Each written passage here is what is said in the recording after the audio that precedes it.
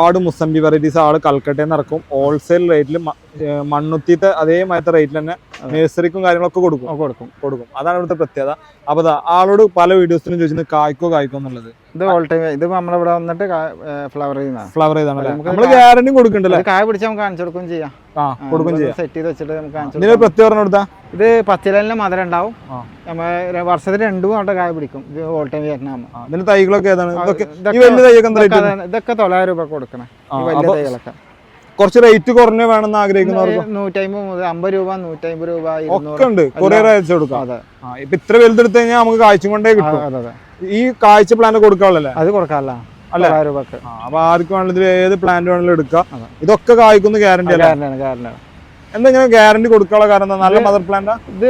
ഇത് നമ്മള് ഇതൊക്കെ നമ്മളെ കാലാവസ്ഥയിൽ കായ്ക്കുന്നല്ല, നമുക്ക് ഷുവറില് മാത്രമേ സെയിൽ ചെയ്യാനുള്ളൂ.